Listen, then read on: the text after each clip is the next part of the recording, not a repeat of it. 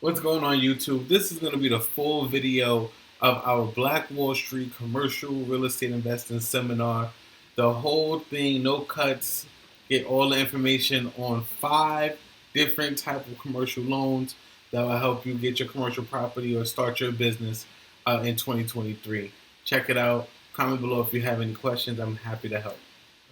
How's it going? My name is Akeem Highland. I'm a mortgage loan originator here in New Jersey.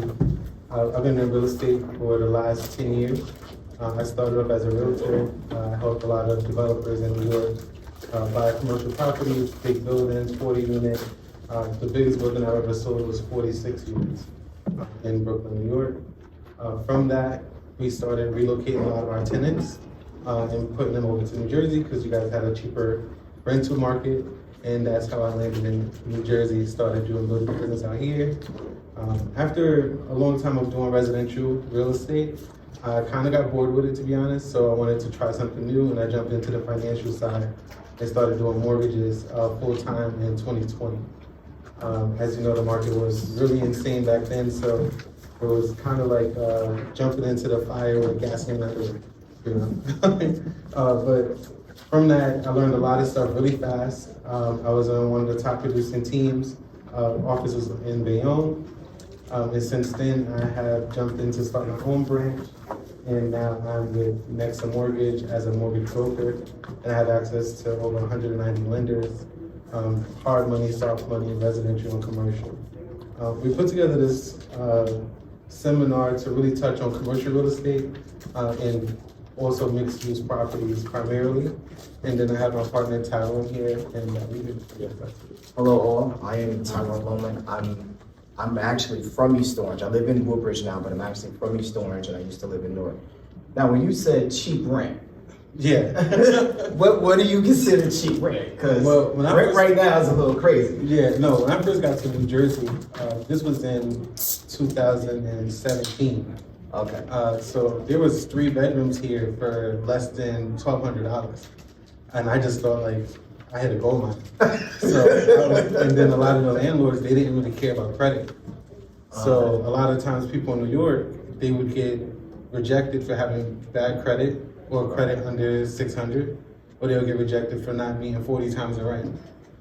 So I would have little apartments in Brooklyn, maybe like a 1-bedroom for 1700, right. And everyone that couldn't get qualified, I'll say, hey, I have something in New Jersey, it's right off the PATH train, and it's cheaper than here, and you get more space. Yeah. So then I would just ship everybody over here like that. And then same thing when it came to sales. In Brooklyn, we were selling co-ops, like apartments that, that come in like these big buildings. And back then we were selling them for, I think like 320 was kind of like the going range for something decent. But in New Jersey, it was going for almost half the price. So a lot of times we'll come over here and you get 2 families for 300,000 back then. Especially in like Newark and Irvington, Essex County. So we would like just ship everyone over here. And I'm sure you guys know it's a lot of New Yorkers in your neighborhood now. But we came up with the idea for Black Wall Street because I've done a lot of first time home buyer seminars. We've done what's some of the other ones we've done? We've done multifamilies, and we felt foreclosures. For dealing with foreclosures. So I go back a little bit. My background is when I was around 20. I don't want to give away my age, but when I was like 20, I had owned 7 investment properties between Irvington, Newark, and East Orange.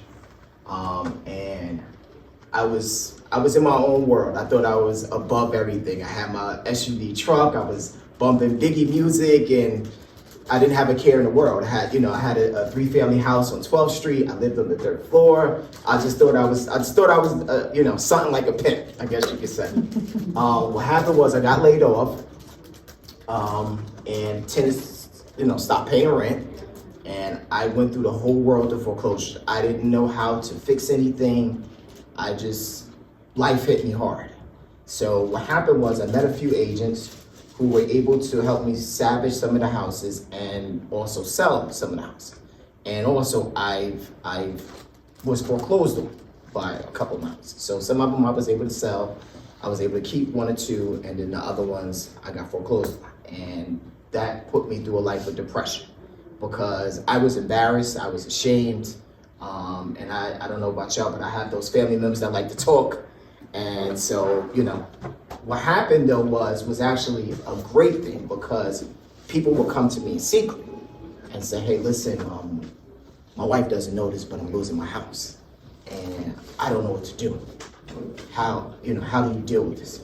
So I actually started mentoring people, dealing with foreclosures. And so what happened was they would say, well, why don't you write a book? Why don't you give seminars? And so I started helping people more with foreclosures. And then at some point, my wife was just like, well, if you're doing all this, why don't you just be an agent? Maybe, you can help them sell their houses, whatever. So I started doing that. I just recently became an agent like 5 years ago, but I've been dealing with real estate all this time. Me and Akeem, we met each other probably about, like 5-6 years ago? Mm-hmm. So we started doing different seminars, but we felt that a lot of people, which we were just talking before this started, I didn't know or hear anything about Black Wall Street to probably about, I want to say 7-8 years ago. I knew nothing about Black Wall Street. So when I started doing research and learning, I'm like, oh my God, you mean to tell me they had an actual area, a city, that they were, financially well off, and they had a mayor and they had banks, and so our people could do this. So we felt that it would be a good idea to come together. We could talk a little bit about Black Wall Street, as well as dealing with commercial property and some of the stuff that's going on in Newark that a lot of people may not know and may know, and stuff that you may be seeing. So, sure. Yeah, so Ty really hit it on the head. So this is what we're going to cover today. And there's not a lot of us here, so if you have any questions, please just blur it out, raise your hand, whichever you feel more comfortable with. Like, I won't be, I'm not really soft about getting cut off like it's all good. Right? So we're going to talk about the history of Black Wall Street, and then the intentions behind it and why we feel like that same mindset can be applied today. And also that's going to tie into why it's important for us to be able to do that now and have those same intentions. And then we're going to talk about commercial property, and mostly commercial loans, things that you can use to actually become a landlord for commercial real estate. And if you have any questions about residential real estate, I'm happy to answer those too.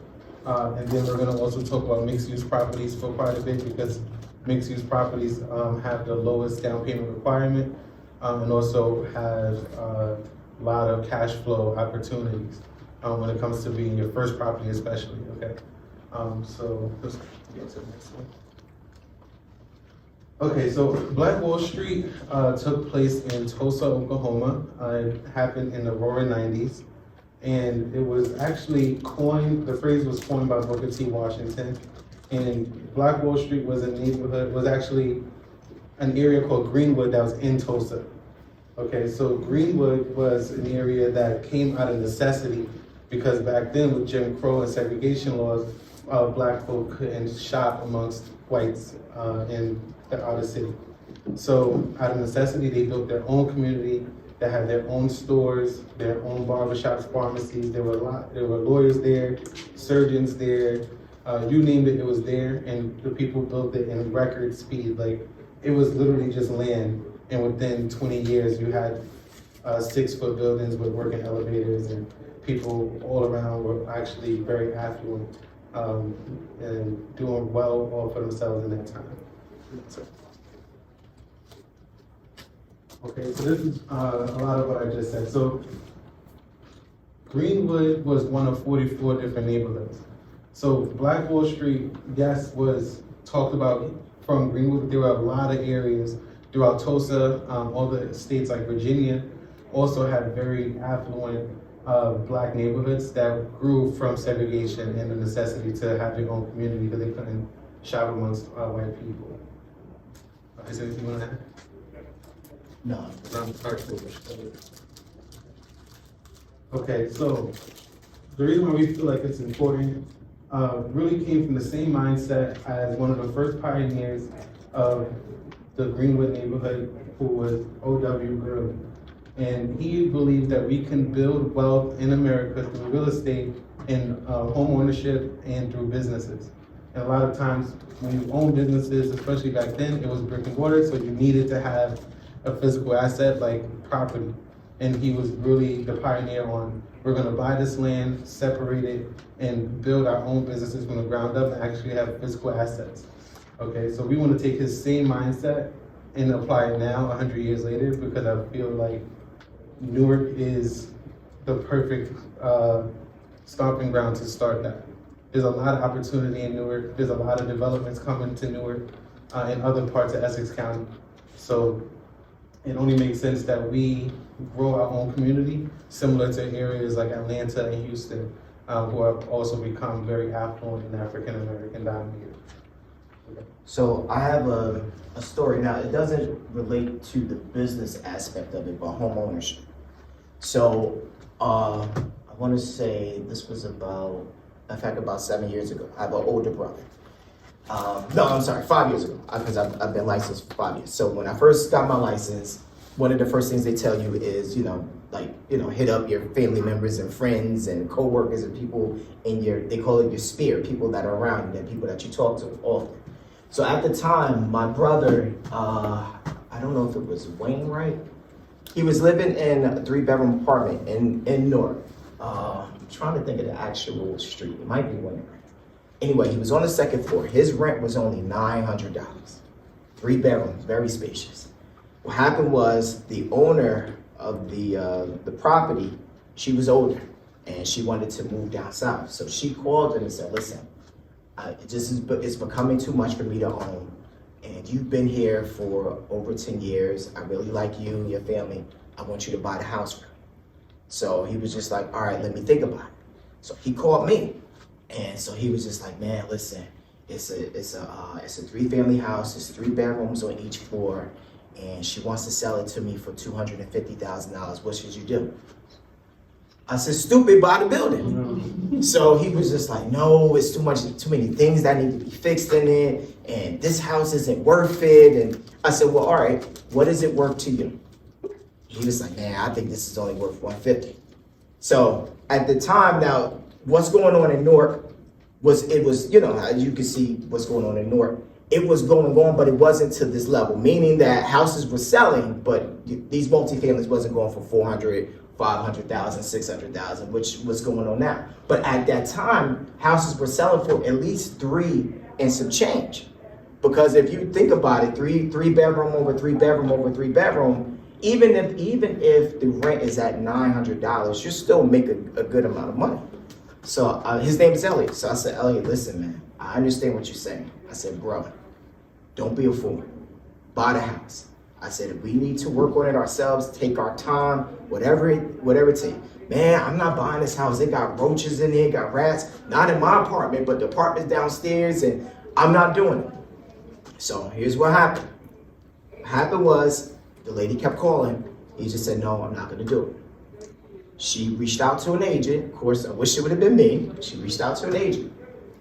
Lord and behold, somebody kept walking up and down the street with the little thing on their head, made her an offer.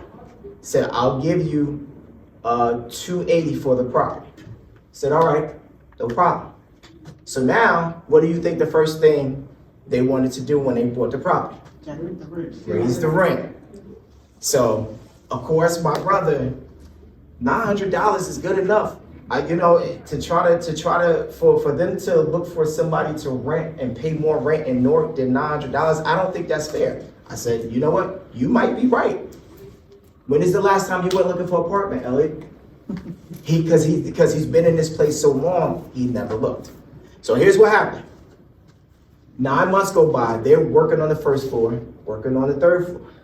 And so now he was just like, yo, they doing something to the place. So they cutting the water off, they're cutting the power off. I gotta find an apartment.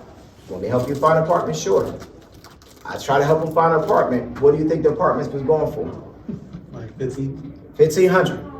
$1,500 for an apartment in Newark? Are you crazy? I said, well, then find somewhere that is cheaper. Couldn't find nowhere. So he moved out. They fixed up the house. They owned the house and they wanted to sell the house. What do you think the house was selling for? $500. $475. Mind you, this isn't this year. This was a couple of years ago.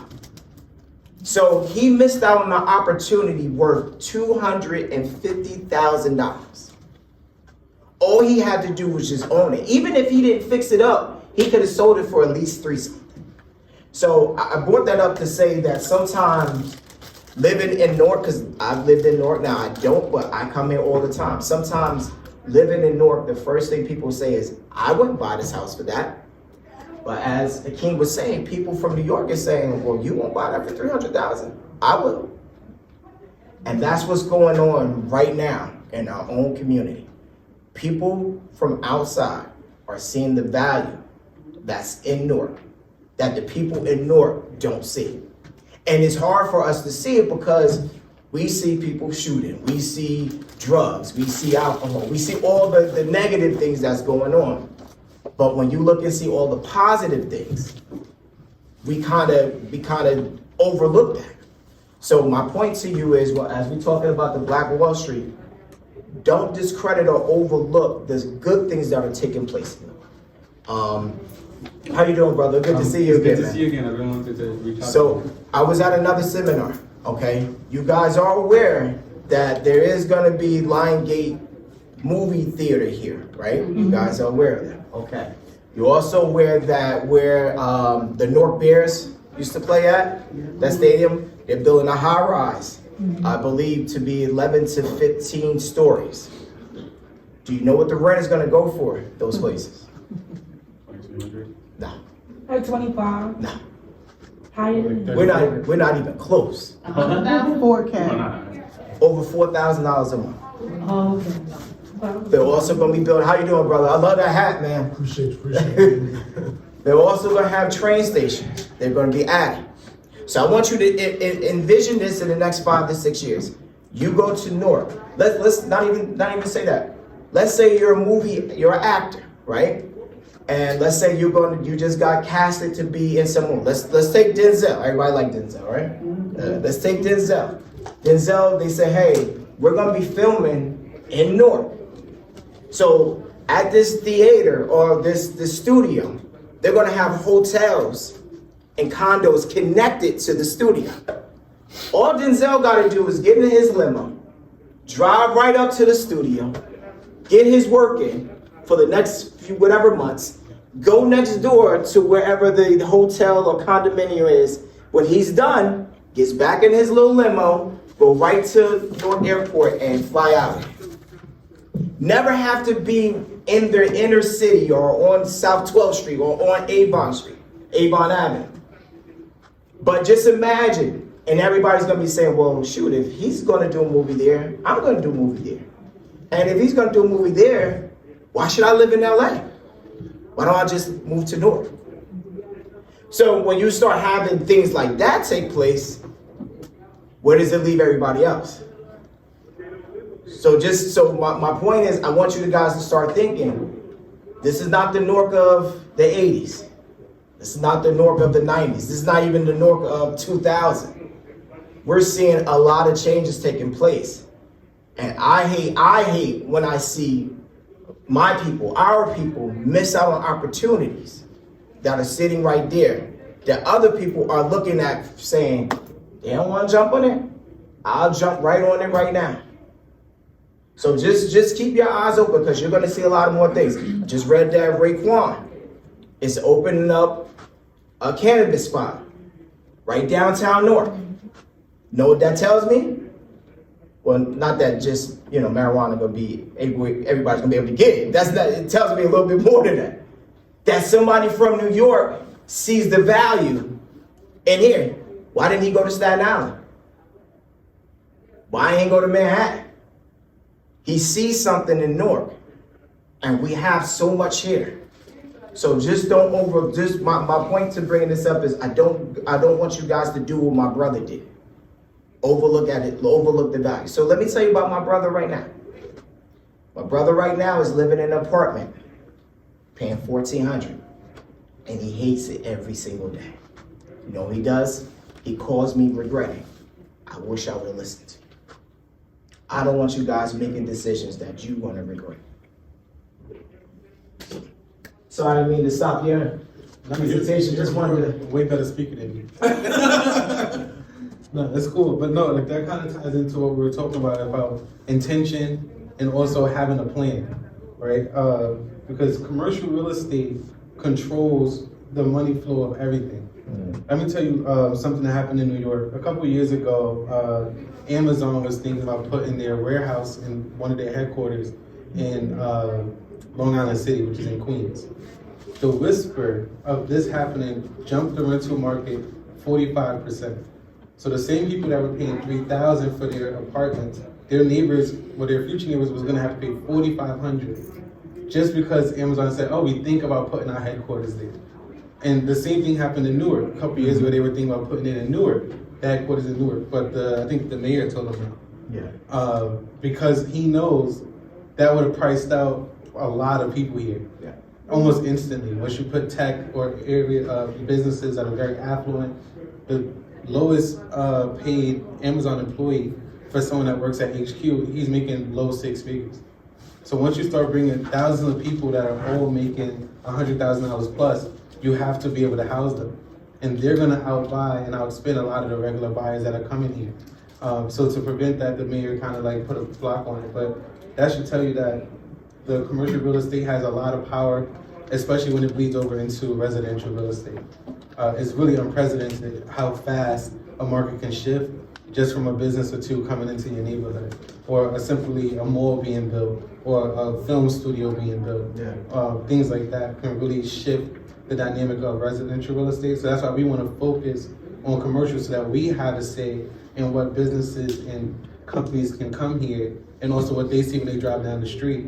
They'll see newer stores, newer restaurants, and also give the town a facelift in a way, elevate it. We want to control the gentrification because there are programs, loans, products that will help everyone, especially some products and loans that are tailored to Black and brown families. And there are also products and programs in New Jersey just for people from New Jersey. So although people from the outside come in here to buy up the property and buy up the commercial space, there are products and programs that are tailored just for people from New Jersey. So I know a guy, I think his name's like Steve or something, but he partners with developers in New Jersey to get those benefits. He's from Long Island, but he's finding Black realtors, Black developers, and he's funding them so that he can get those kind of programs under the table and also develop in Newark at a way cheaper cost than he would have had to pay if he would have did it on his own. And a lot of those people are flaunting like they're the ones that's doing all the deals and everything like that, but they're actually getting funded from someone else. It's called a straw buyer, which is actually kind of illegal. So you really want to see how you can get a piece of the puzzle, and that's why we want to come here today to try to give you guys the tools and information on how you can buy commercial real estate and even buy residential real estate with hardly no money down. And we're going to talk about the products and the programs and how you can use them based on your plan. When you're talking about commercial real estate that we can get into, are you talking more about like you know, like I don't know, how many units are you thinking? Like, are you? Because you're not talking about us getting into like some of these big high-rise projects that are happening, or Lionsgate, etc. Right? So commercial real estate can be anything that's non-residential and non-owner occupied. So it can be anything that's 5 units and above. It could be a garage for auto mechanic. It can be a store. It could be a hotel. It can even be buying properties to use for Airbnb. So as long as you aren't owner occupying the property, those are the loans that we're going to talk about. Okay. Yeah. All right. I mean, unless you want to talk about high rises, and yeah, we can talk about that. Yeah, we can talk about crowdfunding if you want. Yeah, I would love to hear about Okay. Okay, so same thing to answer your question. These are the type of commercial real estate projects that we were going to be speaking about. So you have obviously multifamilies. Multifamily is anything above 1 unit, but commercial multifamily is anything above 4. So you have office spaces. One company that did office space extremely well was WeWork. You can buy a warehouse, hardly do any work to it, throw some desk in there, and now you can rent it out. You have retail spaces. Retail spaces can be boutique stores if you want to start small, or small strips, mall strips if you want to go bigger. Industrial, obviously, you have a lot of ports here in New Jersey. So industrial would be somewhere like that. And then hospitality, if you want to open up a small hotel or even do something like Airbnb out of a building, we can talk about that too. Now, everybody, is there anyone here that has not ever stayed at an Airbnb? Okay. Cool. So I didn't know about, I'm sorry? I said, I'm well aware of it, but I haven't. All right. Okay, because I didn't know about Airbnb for I just learned about it like 3 years ago. I was actually gonna be, cause I write scripts too, like for stage plays and short films. So the casting director and the project manager was like, hey, we're gonna stay at an Airbnb. And I was like, okay, what's that? So they had to explain it to me. But now I'm seeing, I know one guy, Akeem, who lives in Jersey, and he was just like, the prices in New Jersey are outrageous. So what he did was, he went 1 year to the Poconos, and him and his family, they loved it. And he stayed out at Airbnb. He said, I know what I want to do with my life. I'm like, you know what you want to do with your life? He was like, yeah, I want to buy properties. I want to buy properties in Pennsylvania, by the Poconos. I want to fix them up, and I want to do Airbnbs. So I'm like, oh, okay, no problem. So I haven't heard from him, I want to say, for about almost a year. So I called him up. I was like, hey, how you been, man? You know, he's like, oh man, I just bought my third property, Airbnb, and now I'm renting them out as Airbnbs. That's all he does, just rent them out for Airbnbs. And he was saying some seasons he don't do well, but like in the summer, he makes a killing. So let's say, and I brought that up to say maybe what you may be looking to do, let's say it may not work, let's say primarily in North, does not mean it can't work somewhere else. Okay. Okay, so we're going to touch on how you're going to get into commercial real estate, commercial properties, and also this can also apply to residential as well, right? So the first thing you want to do is you want to start off with your plan, and when you start off with your plan, you mainly want to start off with knowing your exit strategy. It's kind of simple to buy a building, it's hard to keep a building, right? So you want to know, if I buy this property, that the loan or whatever you're using to acquire these properties are going to actually help you with your exit strategy. So for example, if you go to buy a property and you talk to the lender, he gives you a hard money loan. Hard money loans are not made to be kept for 30 years. They're barely even made to be kept for 1 year. But if he sells you on this hard money loan and you're thinking like, oh yeah, I got a good deal, you need to understand your exit strategy of, I'm gonna refinance out of this loan as soon as I rehab this property. Because now you're paying an excessive amount of interest and even a more excessive amount of points on that deal because you bought that loan. Hard money loans are loans that you can buy, meaning that you can get that loan without any tax returns, you can get that loan without any proof of income, you can get that loan without any proof of financing too. So there's a way that we know how to season money so that way the bank doesn't look into it too much. It's frowned upon, but it's not illegal at all. A lot of people do it, right? So that loan is good if I'm looking to rehab, and that loan is good if I'm looking to buy it real quick and flip it, but it's not good to hold it. So you want to know, when I get into the property, what's my exit strategy and what am I using it for, right? What's your motivation? Is it going to be for Airbnb? Is it going to be to flip and hold it? Is it going to be to buy and hold it?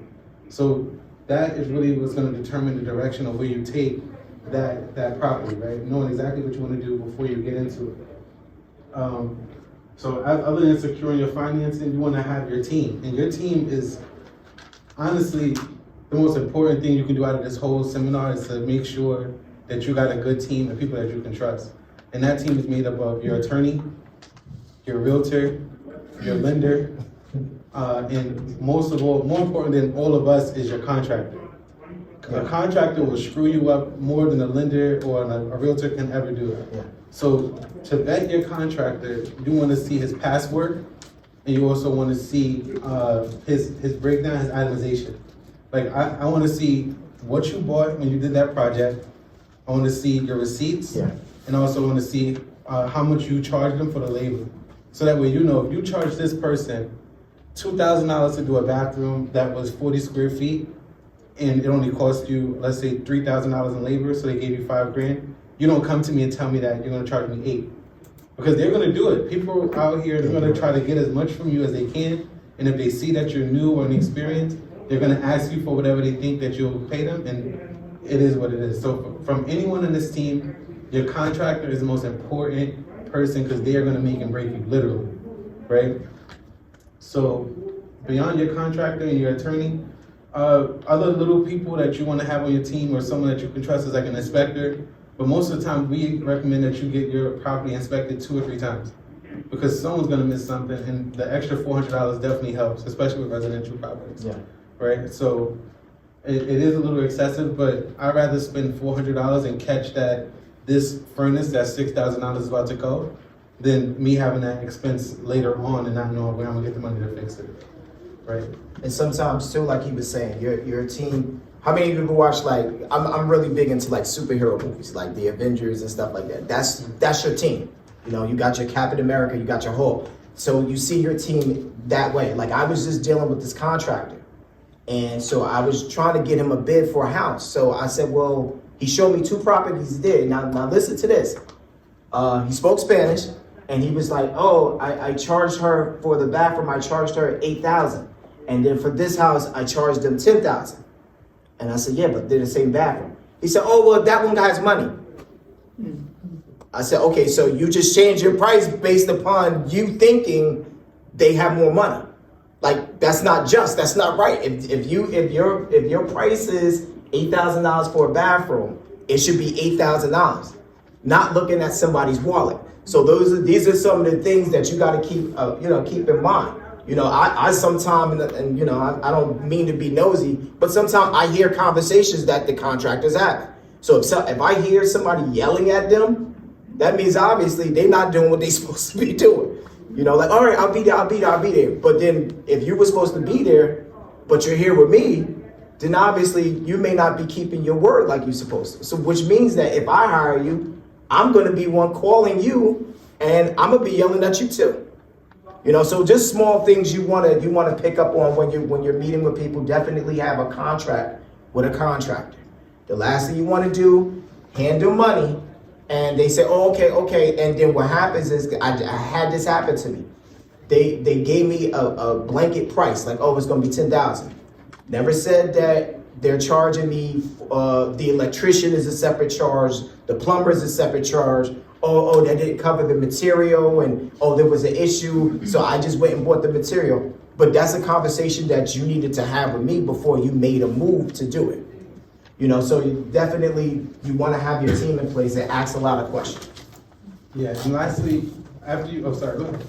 Those are very good examples, because and people everywhere have those stories or heard those stories, and that's a very good indication of why New Jersey needs a contractor licensing requirement, which it does not have now.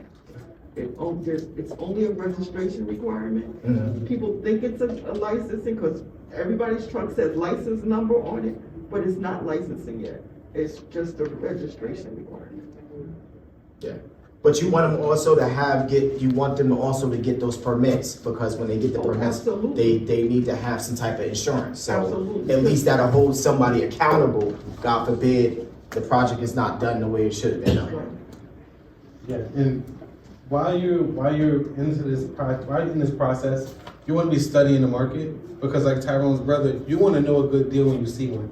Yeah. A lot of times these people, especially the investors that we have from New York, they don't come over here probably like 30% of the time to look at properties. Yeah. I can just tell them like, yo, I got this property, this is the address, this is the square footage, this is the current rent roll if they have tenants. Yeah. And just based off of that, they can say yes or no. And if they hear a good deal, they're like, do you have it under contract? How do I acquire it? We can close in 3 days. They don't need to see it, because they know based on the square footage, it's probably like $150 per square foot to renovate it. I'm still in the green after my renovation cost, no matter what this status or condition of the property is. So sometimes you just gotta know how to hear a good deal, know a good deal when you see one, and that goes back to your plan. Your plan when you're buying real estate is not always the cash flow. If you're looking for cash flow properties, that's cool, but you also have other assets and avenues for you to make money off of properties. Some people buy things just for the equity.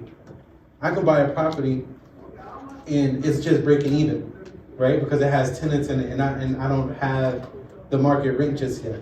But let's say if I bought it at a good deal and now I'm have $200,000 in equity on that property. Once the tenants move out or I get them out or what have you, I can always refinance that property and pull that equity out and put it somewhere else.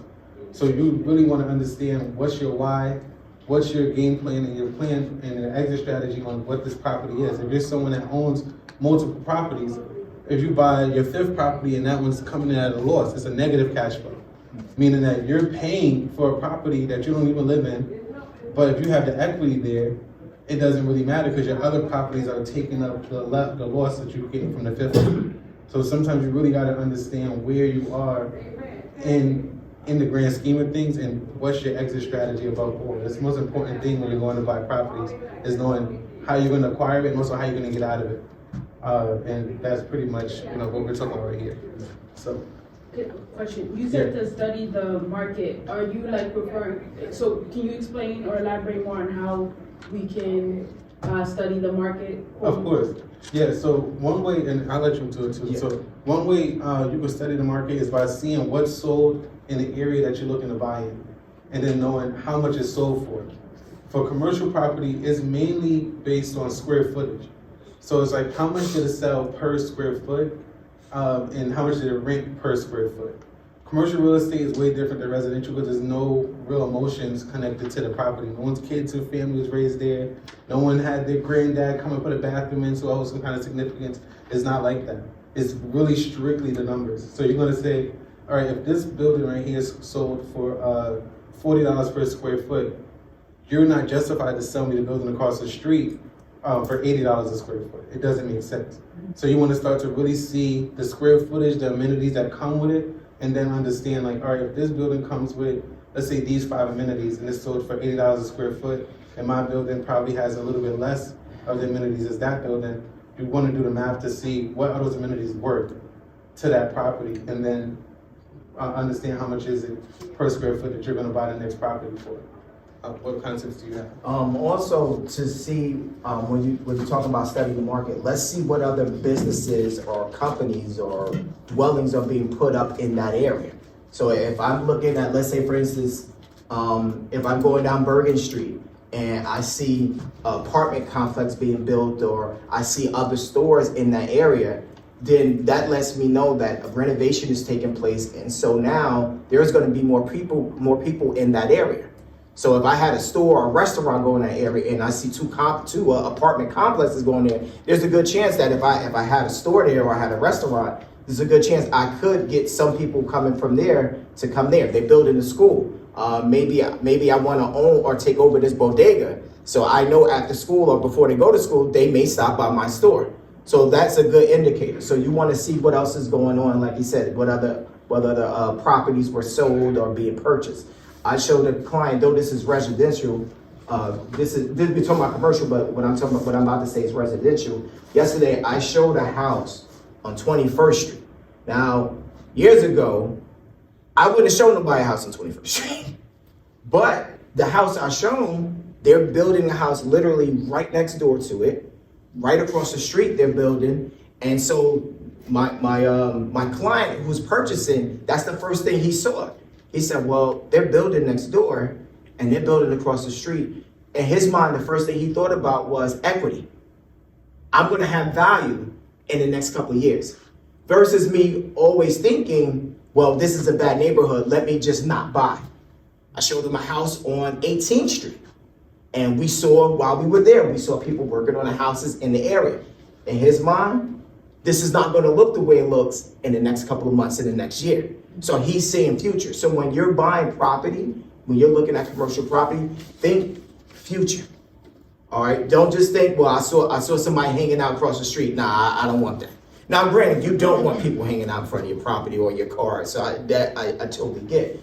But now, what's the likelihood this person gonna be hanging out there next year?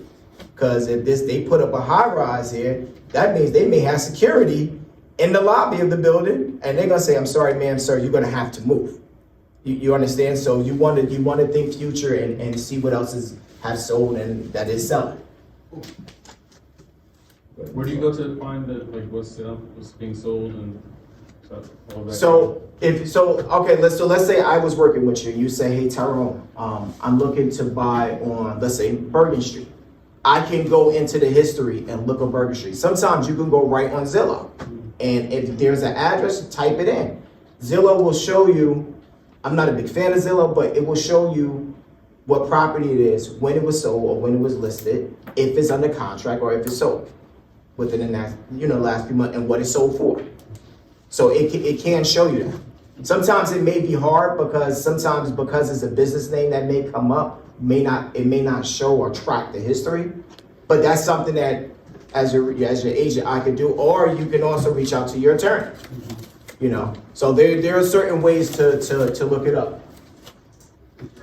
And also I'm gonna get to you in a second. I'm sorry. To answer your question too. So there's sites that you can go on like LoopNet.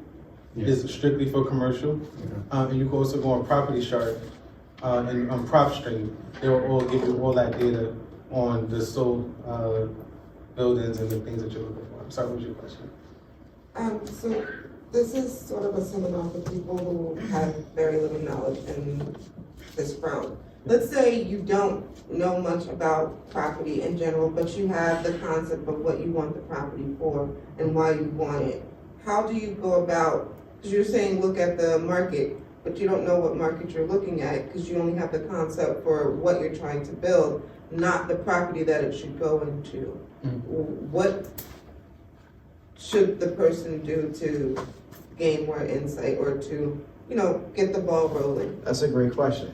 So what I would do is, let's say, example, let's say if you were looking to own a laundromat or a hair salon, something like that, Well, or? I'm interested in a mixed-use property so that I can help people who are aging out of the system, like runaways, to build social capital and to create a business for themselves, to help them. So I want something where they can help create a business, but also where they can live and build capital amongst themselves and create a cooperative amongst themselves. Okay, cool. So what I would do is really assemble your team, right? So what you want to do first off, because it sounds like you want to do something that's in like the nonprofit realm. No, I don't want nonprofit. Oh, you want a for-profit? The whole point is we want to move away from federal funding and for people to start working cooperatively to build in themselves and not depend on federal funding, because a lot of that federal funding requires you to fall into a category that a lot of people don't fall into. Right. We don't want them to be victimized anymore. We want them to be empowered to grow within themselves. Cool. All right, awesome. So you want to really get yourself your team, like, right? That's what we're talking about. You want to get your realtor who's going to know the market. You want to get your lender who's going to know the loan product to help you acquire the property. And you want to get your attorney to make sure that the contract and the title are all clean on the property that you're buying. Those should be the first three things, or the first three people that you want to start consulting with. So that way you know all your bases are covered. So the property is actually going to be equitable, and then your loan is going to be a good loan that's going to help you have the lowest down payment or interest rate or whichever strategy you want to get it with, because some things you can't get everything in one. Like most loans are not built like that, where you can get a low rate with a low down payment and then low requirements to get those low down payments and the low rates. So you want to find the best loan for your business, for that property, and someone that's going to take that business and be able to fund it.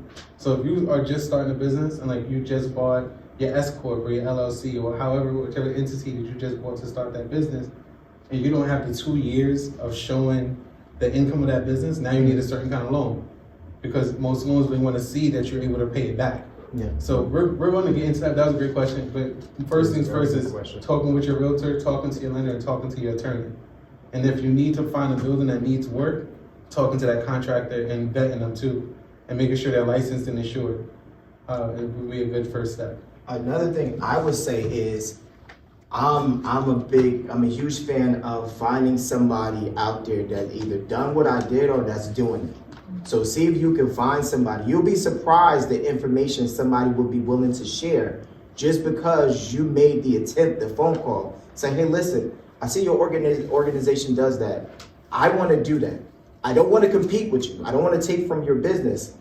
But can you show me or tell me how to do that?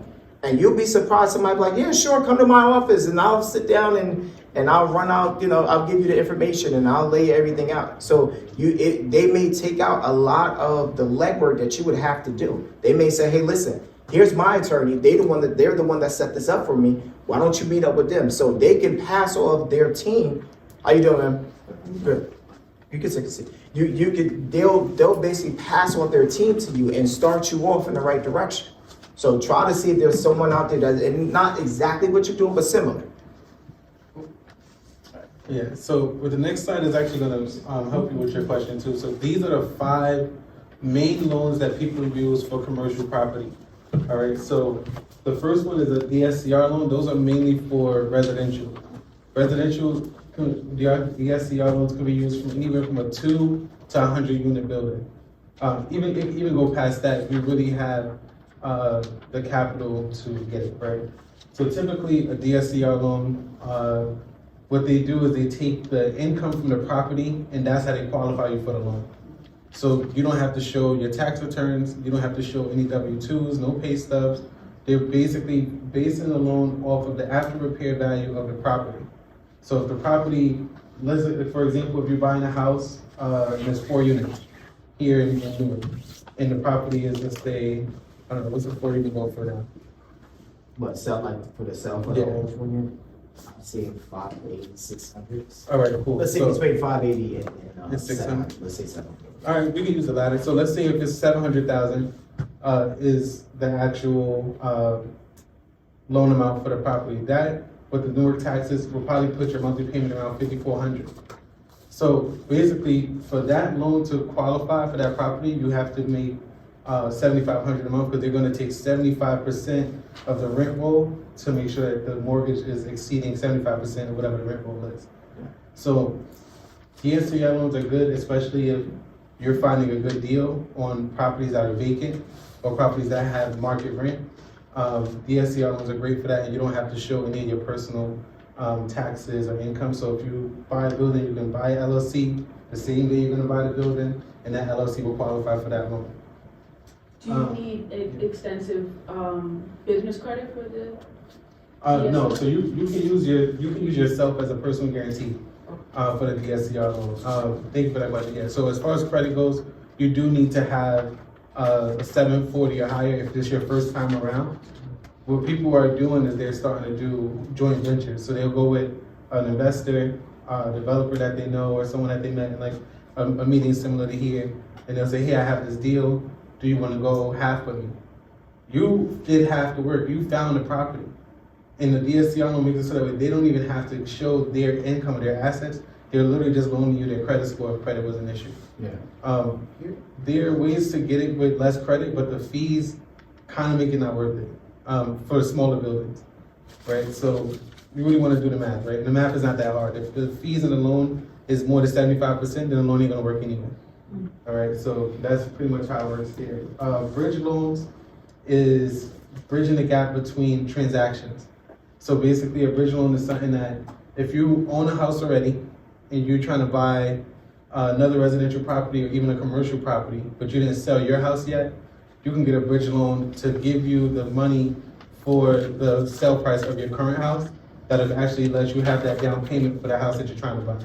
So some people will sell their residential property to buy a commercial property because they want to retire.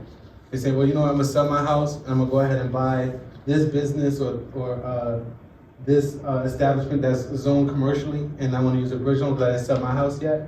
You can do that, right? So it's really for people that already own houses. Hard money, we spoke about that briefly earlier. Hard money is a loan that you buy. That's the best way to understand it. Hard money, the word hard means for a hard asset, so it's a physical asset loan. You can buy that loan. It does come with points. It does come with fees. Points means percentages of the total loan amount is what the bank is going to charge you for that loan, right? And a lot of times, hard money loans, I mean, back in the days, like you didn't even need income to get the loan. And a lot of those programs are starting to resurface now that the market is getting less aggressive, right? So hard money has a lot of the same requirements as DSCR loans, except for hard money is mostly used for fix and flips. Because you don't want to hold on to that loan for too long because the fees and the rates are already higher than what you'll get on the conventional. FHA, when it comes to commercial, is basically for mixed use properties. As long as the property has residential there and you plan on living there for at least a year, you can use the FHA loan the same way you can when buying a regular house with the same 3.5% down. And SBA loans is small business administration loans. Those loans, you can use it to buy physical properties with the SBA. And we're gonna touch in more details about it later, but those loans, you really only need like 40% from a private lender, and the other 50% is gonna come from CDC, and then 10% comes from you.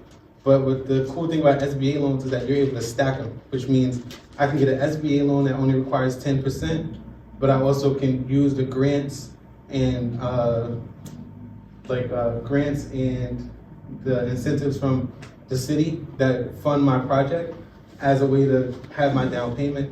And you also can use the equity from a property if you're gonna add to the land or add to another building to be your down payment, right? So those are things we're gonna touch on too, so. Okay, so the DSCR loan, it comes with a ratio, sorry, go ahead. What about collateral? Like if you own a house already? Well, do you need collateral to apply? Like, does it help? Well, I know it helps, but is it a requirement? For which loan? Any of them? So if you have a home already that you're using as collateral, like the only way that most of these lenders will lend you the money based on collateral is if they're getting the money from you. Like you can say, hey, I own a home and it's on your credit and it's showing you have good credit, but if you're not gonna put it up and put it as me being a primary loan, then I don't want it. Because you owning the home doesn't mean that I'm gonna get the money from it, right? So when you're using your home as a collateral, you're gonna basically put your home as a promissory note for that lender. So you're gonna say, hey, if I don't pay you for this loan, I'll give you my home. That's listing as collateral. But if you have a mortgage on that property, there's no way for me to be mortgage number one, right? So it's one of those things where you have to refinance your home to pull the money out and then give it to the next lender. But you couldn't put your house as collateral if you still owe a mortgage on it. Because using it as collateral is basically mortgaging off your house to pay for the next loan. All right. Anybody else? Okay, cool. So DSCR is what we were talking about, right? Is basically using the rents to qualify you for the mortgage. These are probably my favorite investment loans because a lot of times when it comes to qualifying, like if we have the cash, it qualifies on like the regular conventional or QM loans. It doesn't really defer too far away from the requirements from a DSCR loan. If you were to go and get a regular investment loan, they're going to ask you for 25%. They're also going to see that your income can support that investment. They're also going to want to see that your personal credit can, be strong enough to support that magnitude of a loan. They're also going to want to see that the rents are going to cover the mortgage. So you might as well leave yourself out of it, put the house under your LLC, and then use this kind of loan to get the property, and it's going to give you the same outcome, right? And DSCR loans now are actually given a lot more competitive rates. So in the past, these rates were really aggressive, sometimes like 15 or 12%. However, now we're seeing DSCR loans come with rates in like 9s and 10s, which is actually pretty low because if you were to buy a single family house right now, some people rates are in the 7s, right? So it's not really that much more of a difference as far as like the payment difference. And then, did you have anything else you want to add to that? No? All right, cool. So this is the formula on how they come up with if the house will qualify. So when we say the rent has to be higher than the mortgage, so basically what you want to see is the net operating income, which means the rent minus the expenses.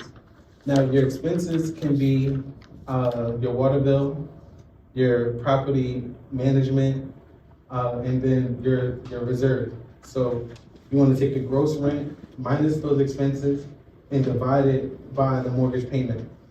All right, and some of these DSCR loans, they'll go 1-to-1, meaning that the ratio is 1-to-1, meaning that your mortgage payment and your net operating income can be the same, and they'll still give you the loan, meaning you're just breaking even, and they'll still give you the loan. So these loans are getting really aggressive, and they're basically giving them out. Like anybody can really get it, because you don't have to show any income as long as the asset is producing. You can get the loan if you have the money. So if you know of anyone that's trying to sell a building, you know anyone that has something that's coming on the market, and you want to try to get a piece of the rent, you bring them the deal, and then they have the income. They have the asset, like the cash. Y'all can go together and joint venture for that property, and they'll give you the loan based off of the gross rent and the monthly mortgage is not exceeding each other. Well, the mortgage is not exceeding the rent. Why are lenders giving out these loans like crazy? They're giving out these loans like crazy because a lot of people aren't buying residential, and banks are in the business of giving out loans. So when the market ticked up and the residential interest rates jumped from, let's say, 2% last year, and then now 7%, a lot of people are not buying houses. And a lot of these banks were actually having major layoffs. Like the mortgage industry has took a real big hit over the last 10 months. They wasn't making money. So now because they're not making money, they're thinking of what products could we dig out our back pocket to start generating more income. So now they started slashing the requirements. So now it's like, all right, I'm gonna give these loans to get by, pretty much. So, you know, you even have loans that were talked about that were geared towards minorities or people in certain areas that they're giving out just for living in this area. In certain areas, certain local lenders are doing products like, Home Heroes, stuff like that. Like there's a guy that I know, he works at Kearney Bank. He has a product that's giving out interest rates of 3.75. Why are you taking that much of a hit? It's because you're not getting no other money, right? So now they're starting to lower the requirements for these loans because they're trying to find somebody to take money from, right? Because the margins are compressed too much. So it's just like any other business. Like if you have too much product, you start slashing prices so that way you could sell your product. And that's why they're doing it. So now would be a good opportunity if you did have any kind of cash sitting around and you were really scared because the rates were too high, the requirements are now lower, right? The Wall Street Journal actually just wrote an article that came out today. It says this is not a recession, it's a rich session. And it's really because people that have the assets and people that have the cash, they're cashing in. And they're just gonna start using these products because now I can get a property that's on paper, it doesn't make any money. Yeah. But what I'm getting from it is the equity. This is how I grow my net worth, right? So if I'm buying this property that's not cash flowing, but as soon as I sell it in 2-3 years, I can make 25% of my money. That's a good buy. And then what I noticed too is a lot of investors who've had I've had deals. We wrote a contract up, supposed to be all cash, and then we get in the middle of the process. My investor is getting a loan, and I'm like, I know you got money. You just showed me this statement that I had to present. He said, well, I'm not going to use my money. Why not use the bank money? So if the bank has the money available, for them to use, they're going to use it. So, whose net operation income is this based off of? It's like if you're going to purchase a mixed-use building, for example, is it based off the rents that's in the building that you're going to buy? Yes. Yeah? Yeah, it's based off of, like, the DSCR loans are asset loans, so it's based off of that building and that building's income. Yeah. Yeah. How hard is it to change the zoning of the building in the department? I don't know how hard or easy it is, but I know that the process, you gotta go through like the Department of Buildings. Like and the zoning board. where I live at, I'm part of the zoning board. So what happened is you gotta fill out like an application, and then you would have to present the case on why you feel it's necessary for it to be zoned that way. And sometimes you have to bring in an engineer, you might have to bring in an attorney. Not that it can't happen, it can, but it's gonna take some legwork, and you may have to bring in, again, your team to go in. I've seen people go in and say, I know one lady who had a 2-family, she wanted to either add parking or she was gonna add an addition to the house, but where it was set up, it was kind of weird how she was gonna do it, but she went before the board by herself and they didn't give it to her. She came back with her attorney and the engineer, and they were like, oh, okay, they okayed the plans. So it's not too hard, but you gotta wait for the dates for the zoning, because I think it may happen once a month. So it can happen. It just takes a little time. Any other questions? Go ahead. So, for example, let's say a building has 2 residential spaces, 1,500 each, has 3,000, plus a commercial space for 2,000 rent, but let's say the bottom is not occupied. Are they gonna get, is it gonna be based off who's in the building right now and what they're getting now? Is it gonna be based off of what's around that business and how they're gonna calculate the net operation income? Yeah, so basically what a lot of these lenders, they're gonna go based off of the market rent. So the market rent is gonna tell them how much rent you can get, because most of the time what you're gonna do is buy these properties and renovate it anyway. So to bring it up to have the highest market rent. So they're gonna say, all right, well, if this is vacant, what's the market rent? The market rent is 2,000. Then you're gonna send out an appraiser. The appraiser's gonna come out and say, okay, I seen the condition, we can get 2,000 for it. Or I seen the condition after repairs, we can get 2,500 for it. So that's how they're gonna come up with the gross, right? So you're doing 3,000 residential, 2,000 commercial, so now your gross is at 5,000, right? So when your gross is at 5,000, you wanna minus your expenses. So your water bill, your electric bill, your property management, and let's say all of that stuff is $500. Now, if your net operating income is 4,500, you gotta make sure that whatever you are doing as far as getting that loan, the loan is also 4,500 or less. In terms of the monthly payment. Yeah, the monthly payment. And most DSCR loans are starting at 25% down payment. But I know lenders that are now, like we were just talking about, they're trying to generate business. They just dropped their requirements. Literally this week, I'm doing one for a guy in Ohio. They dropped it to 15%, which is crazy because it's like buying a single family home in some cases, right? Yeah. So you can get it for 15%. And also when it comes to like mixed use and stuff like that, like we're going to touch on it in a bit, but FHA is a great tool because FHA would give you the biggest DTI requirement, right? When it comes to your debt to income ratio. And also they only need you to put down 3.5%. And FHA does the same thing. So as long as it's more square footage for the residential than it is for the commercial, FHA will let the property qualify. And it needs to have 51% residential or more. And that's based on the square footage. And even if like everything's stacked, the stairway is also calculated in that. So that's how a lot of people are able to squeeze by with getting the FHA to qualify them for the mixed use property. So. But for this loan, you need 25% down. Typically, yeah. But like I was just saying, like, I just found a lender yesterday who was advertising 15% down. So we can talk about that because they're giving out these incentives because people aren't buying homes. Yeah. So we can definitely talk about that. Yeah. How do you find these lenders? Well, I'm a broker. I have 190 of them. You want to talk to your mortgage loan originator and lenders. I mean, honestly, if you want to do it on your own, you can go through and Google DSCR lender and see what comes up. But for the most part, we have like account executives that work directly with our company that deals directly with us, and we know how to put together the loan. So they'll rather deal with someone like me that's giving them a file that's going to close rather than being consumer direct, because it can be a lot of work, a lot of money too. I'm dealing with consumers. Yeah. You have a card? A card?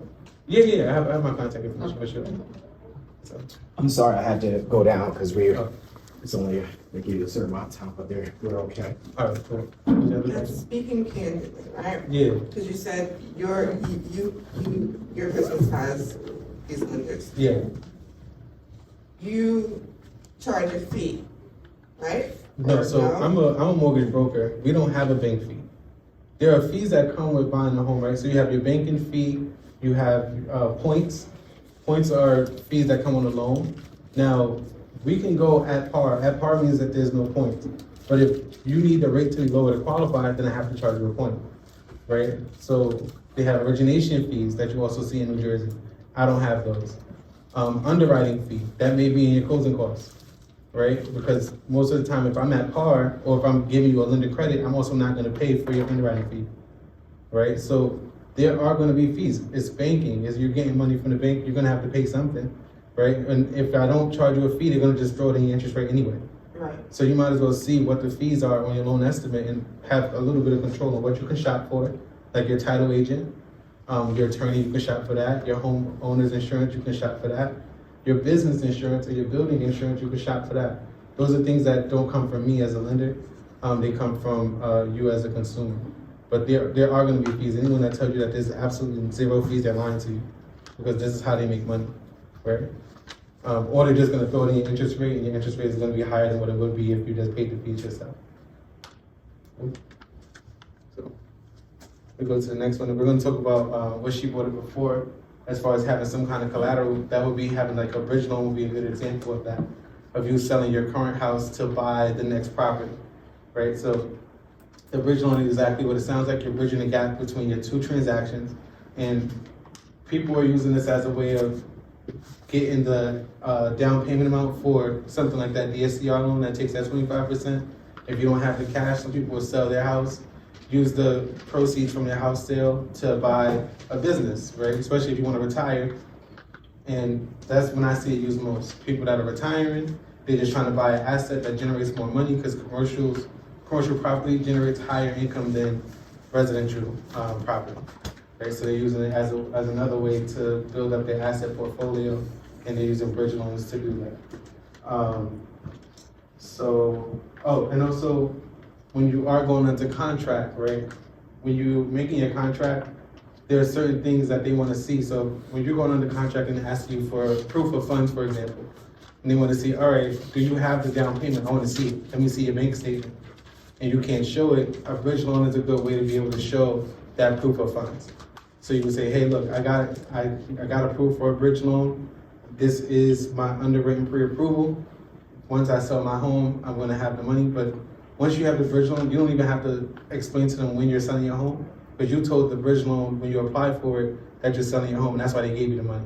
Because that is listing your house as collateral, right? So now you have to sell that home, and if you don't, now you're in the red, because you just mortgaged your house and you're trying to keep it. It just doesn't make sense to try to finesse it. It's not gonna work, right? So the bridge loan is a good way of kind of losing your house as collateral, right? Hard money is what we spoke about earlier. Hard money is what you're gonna use if you wanna buy and flip the house. That's the best way for you to use hard money. I would not recommend keeping that loan for more than 2-3 years, because it just doesn't make sense. So what a lot of people do right now, the big play is they'll use hard money to acquire the property, and then once they renovate the property, they go ahead and refinance into a normal conventional loan, which will give them a market rate and let them keep the house, right? So you use the hard money to get through the door, because hard money also has a lot less requirements, like we spoke about earlier, right? So like even if you don't have the strongest credit, you can still get a hard money loan. It just costs you a little more, right? So a lot of times when I have clients that want to use hard money and I'm like, hey, we need to improve your credit, we kind of weigh the options. Like, how much is it going to cost to boost your credit score versus how much is it going to cost if you paid for the loan? And most times there's less money for them to pay off whatever they need to pay off to boost their credit score than it would be to add an extra 2% on the loan, right? So we fix the credit and then we do the hard money loans. Or we get someone to come in and joint venture with you. Like, hey, I got somebody that has good credit, they have a history of buying and flipping, they'll want to get on a deal with you if you really need to, and then they'll take their cut after you flip the house or refinance it and get the cash out. So hard money is a good way to get cash out of your cash out of your property also, right? So for example, you can buy a house, you bought it for $300,000, but you know after you renovate it, it's gonna be worth $800,000. When you buy it for $300,000 with the hard money loan, hard money also gives you the money to make the repairs. So that's why it's so appealing for investors, because you can borrow the money for the repairs. As long as the contractor is licensed and insured, the bank will give you the money. So the contractor comes, they say, all right, I can do this whole house over for you for $200,000. The bank vets them, sees that they're licensed and insured, and then they issue the loan for $500,000. $300 goes to the seller, $200 goes to the contractor. And this is why we talked about earlier, making sure your contractor is on board and really a solid person on your team. Because some people will take that $200,000, start your job, and you will never see them again, right? And then now you're in the pickle. When it comes to FHA, they walk you through it because FHA is not in the business of losing money. So with FHA, the difference is they'll do it with draws. So the contractor won't get the whole $200,000 at the start of the job, they'll probably get 50. Or they'll make them put up 50 and then reimburse them at 50 and then do it like that until the job is over. And they do inspections throughout the process. And so somebody come in, inspect and say, okay, I see you did the wall here, I see the electrical is in, I see the plumbing is there, and then they get approved and they write out a check. So you want to be able to work with not all contractors, but if you find a contractor, somebody that has money where they were able to put something up just in case they need to pay for it. You don't want the guy or the woman that has to say, well, I need $5,000 before I can do anything. And not that there's anything wrong with that, but I would feel more confident and comfortable with somebody that's willing to work and then get paid. Right?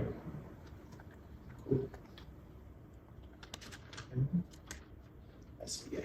Yeah, so SBA loans are a really good tool because you can use SBA loans for physical properties and also to fund your business. And you can do it all at the same time. So if you needed to buy a property for your business and also fund repairs or equipment, SBA loans will do that for you. And the SBA loan is kind of broken up into two parts, right? So you get part of it from the CDC, it can't exceed 40%, and then the other part comes from a private lender. And private lenders are giving businesses, especially if your business is new, you don't have the tax returns for your LLC or your S Corp, they'll be more inclined to give you the loan because it's a lower risk, because now I'm only giving you the loan on half of the property's value instead of 100%.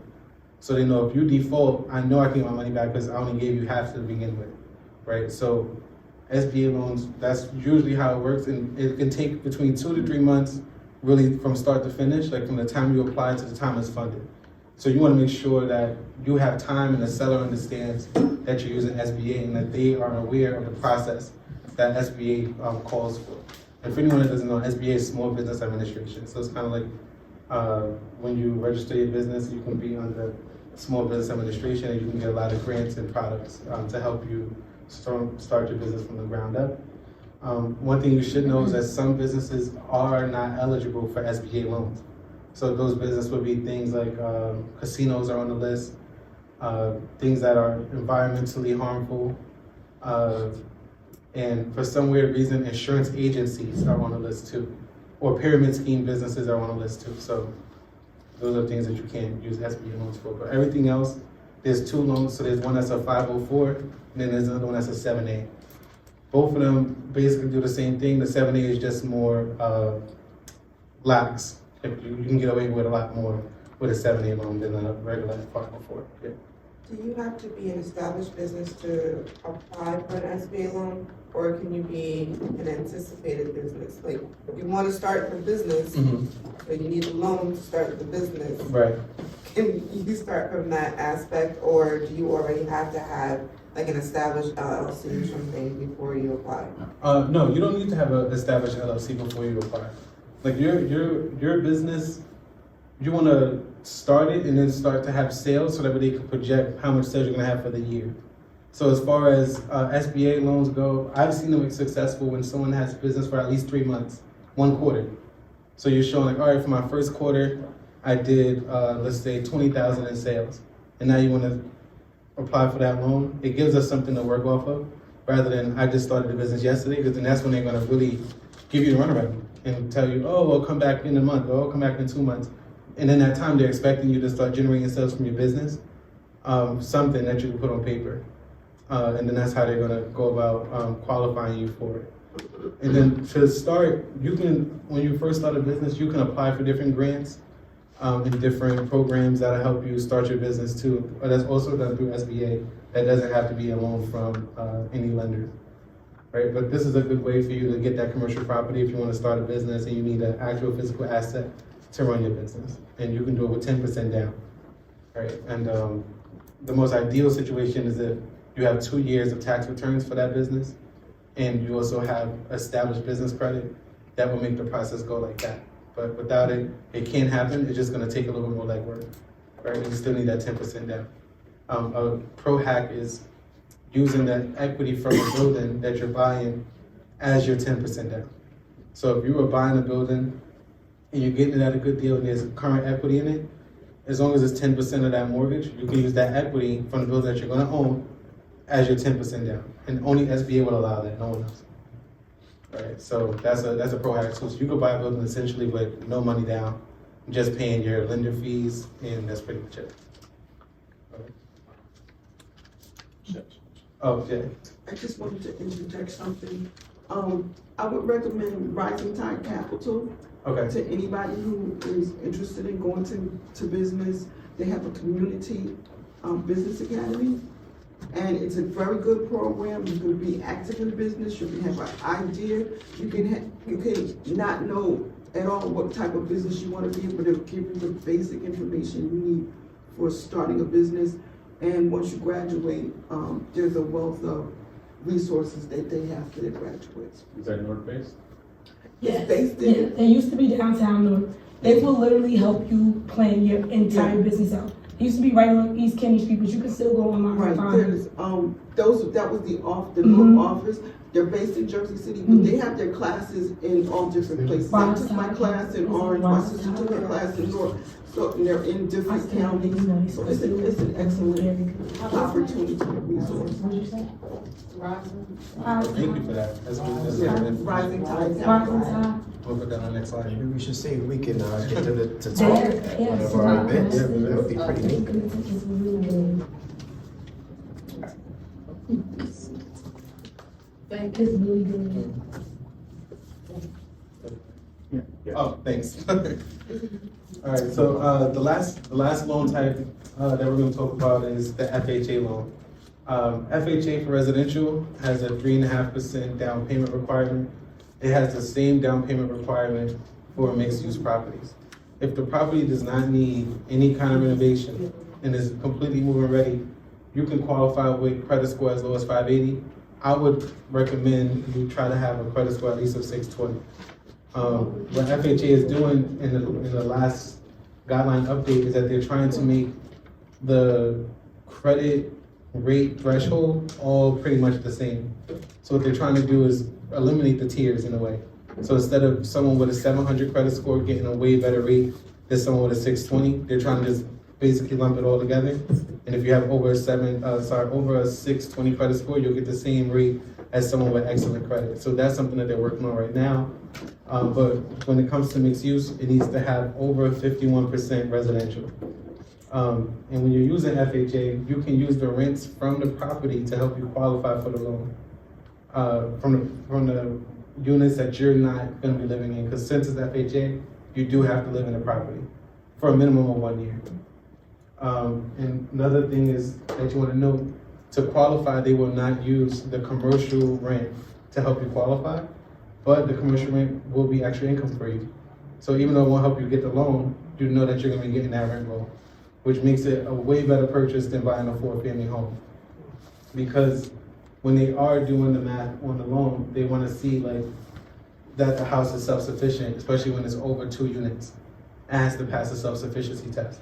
So if you can find a house that's 3 to 4 units with a commercial property that also passes the self-sufficiency test, you are literally, all the money from that commercial property is going straight to your pocket, because we didn't use it to qualify you for the loan, right? So it's out of all these loans, FHA is probably the best for a first-time buyer, because it has the lowest down payment, and when it comes to construction, which can be used for the mixed-use property, they're gonna walk you through it and also only pay your contractor in draws, which means your contractor does not get all the money all up front. They get it broken down into 2, 3, sometimes even 6 payments, depending on how large the renovation project is. Okay, you have a question? Yeah, so you're saying, what are the requirements to qualify for that? Just, you said minimum credit score, 640? Yeah, so your minimum credit score for any FHA loan would be, well, it drops down to 500, right? That's the minimum, that's like the real minimum score, as low as 500. Now, if your credit score is between 500 and 580, your down payment is gonna be 10%. Now, if your credit score is above 580, it'll put you with a down payment of 3.5%. For you to get a fair rate, you really want to be over 620. If your credit score is between 620 and 580, it'll affect your rate, and also they may ask for more reserves, which means after the deal is done, I want to see money left over in your bank account for as many months as they require. So sometimes it's 3 is a typical one. So say if your mortgage is $3,000, after this whole deal is done, I want to see $9,000 or more in your bank account, and that also can hinder some people. When it comes to FHA funding, FHA is a loan that will let you get grants and down payment assistance programs. And you can use those programs on mixed use also. So some of the lenders that we use will give you the whole 3.5%. as a down payment assistance, and then you only are responsible for the closing costs. And in that case, with Ty as your realtor and a lot of people that know what they're doing, they can get your closing costs paid for by the seller. So there are ways, it's not very common, especially when it comes to mixed use, but it can happen where that you don't have to come out of pocket for anything when you're buying it if you get down payment assistance and a seller concession. To be eligible, do you have to go through NACA for this? No, FHA is not a NACA, it's not a NACA loan. FHA stands for Federal Housing Administration, and honestly, like, almost every lender in New Jersey does FHA. So any lender you go to, they'll do an FHA for you, no problem. Most of my business comes from FHA loans.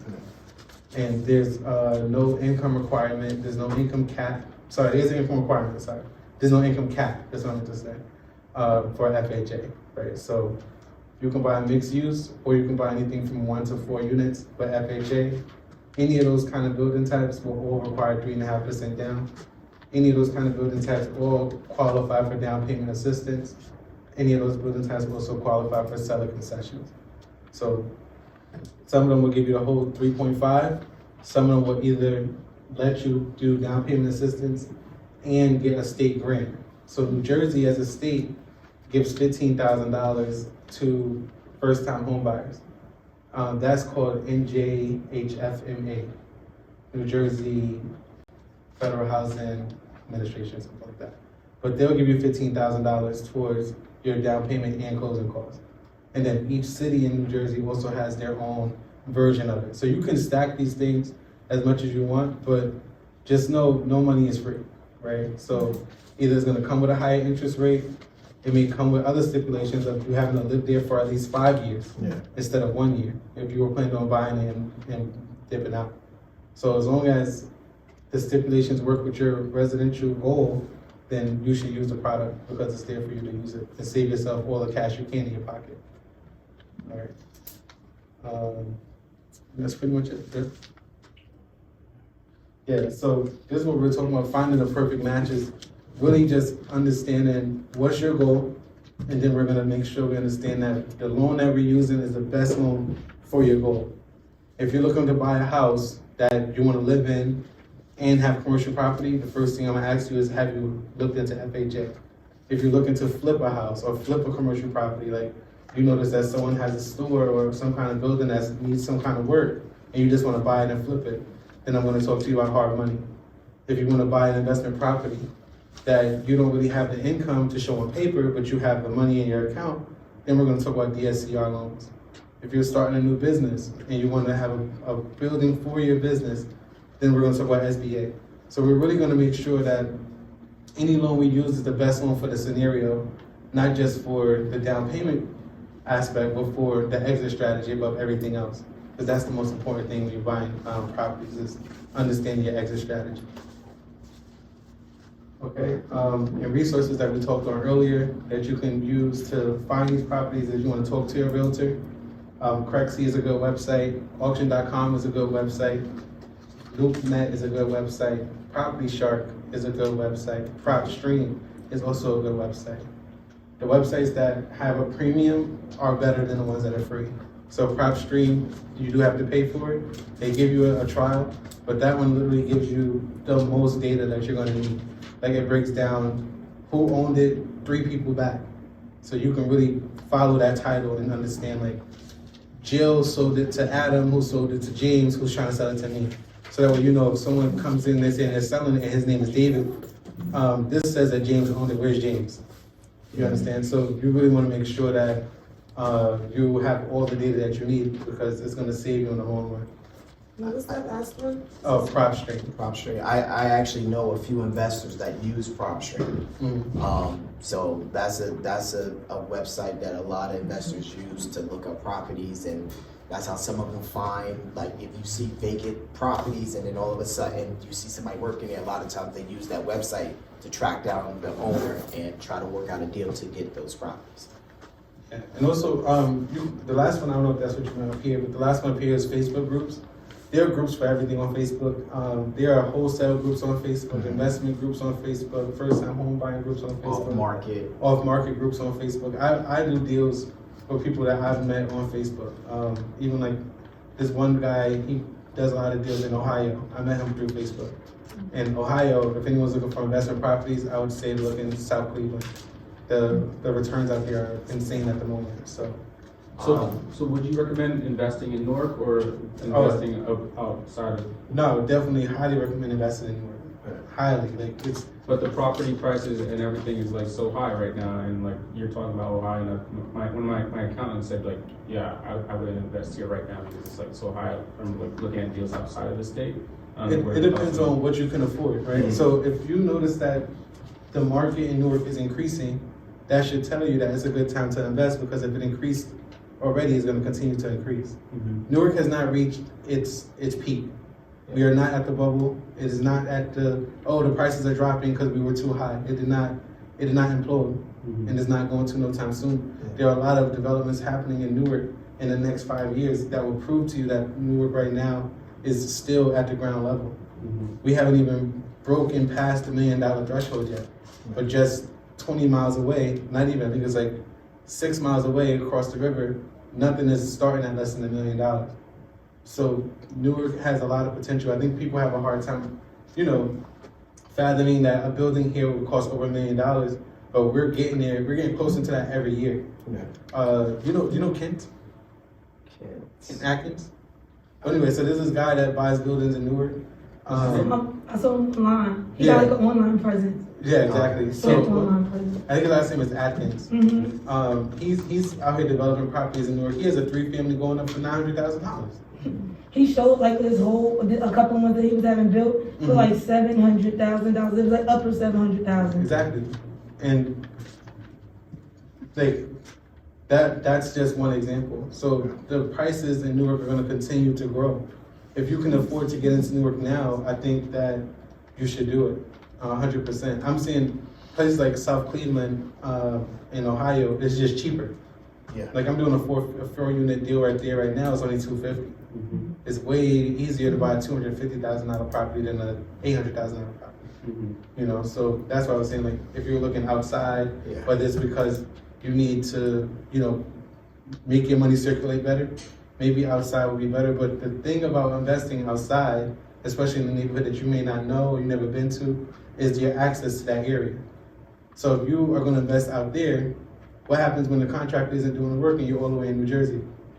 You're not going to know. Mm-hmm. By the time you find out, everything's already gone and stripped out your property. Mm-hmm. So when you're investing outside, have some feet on the ground over there, or your team of people that you're paying to make sure that the project is going well. So your realtor, your contractor, your attorney, and your lender are all people that will help you make sure that the property is going to go according to plan. Yeah, I mean, because there are a lot of cities, Cleveland is one. I got people that's working and stuff in Baltimore. Of course, we're not too far from Philly. Mm-hmm. So these are all cities that have a lot of stuff going on. But as he said, like I know a lady who actually, she lives in Saddle River. So she has family in Ohio. So she's buying property out there, but her plan is to live there.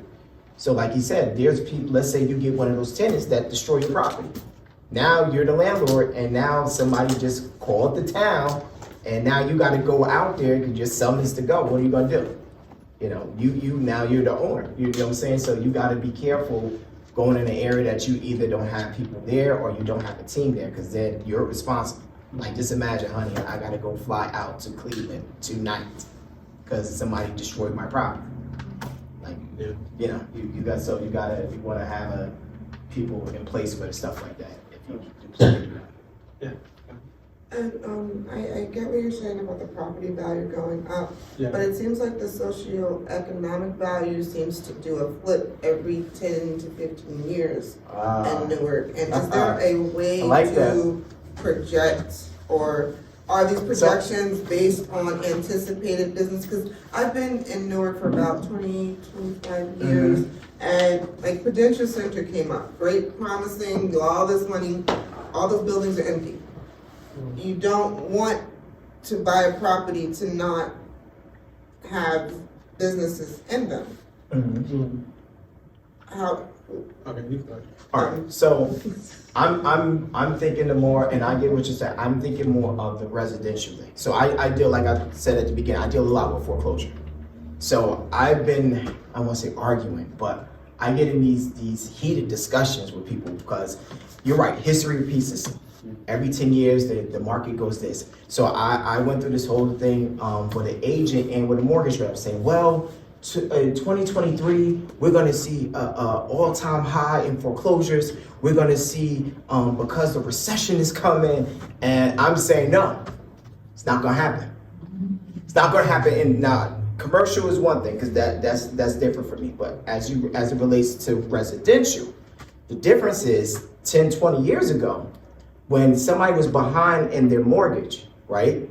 They would say, it's funny how the mortgage companies would do that. I mean, not your mortgage company, but they will say, oh, fill out a modification loan and we'll see if we'll approve it. But you gotta have good credit.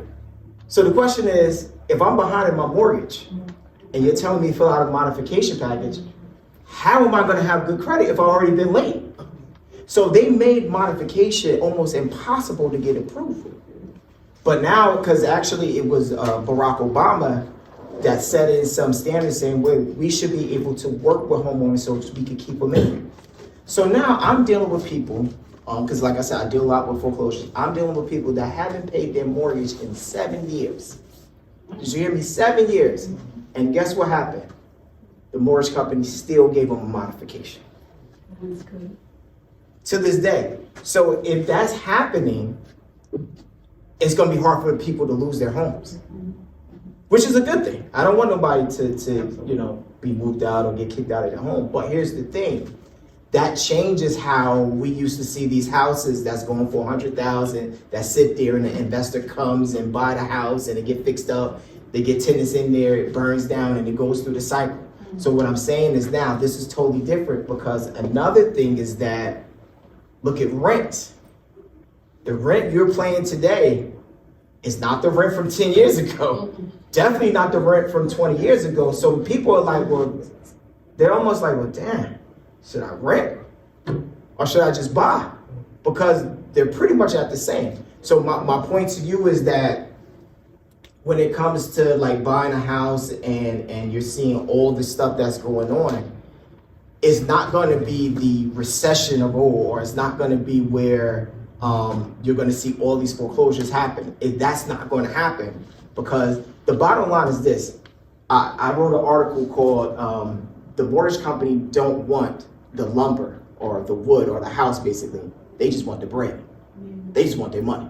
So now they're willing to work with you to keep you in the house, which means that that's going to be less foreclosures, meaning that these houses are going to be filled. So there's not going to be a lot of vacant properties.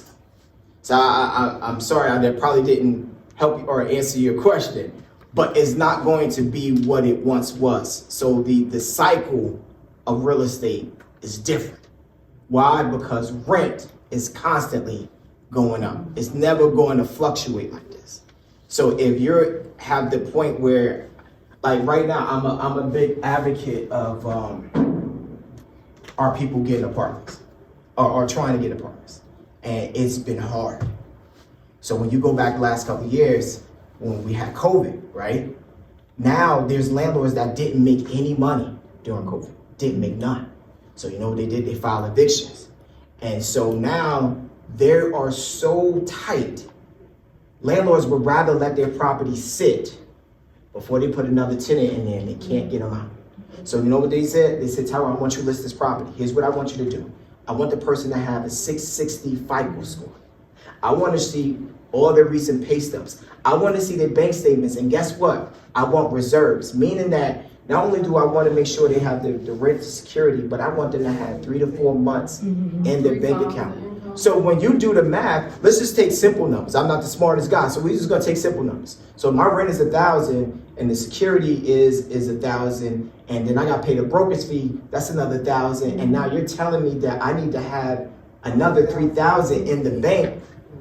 Mr. Landlord, I'm almost at $10,000. I don't even know you, but you want to see all my money. I basically got to open up my entire life to you because I want your little apartment.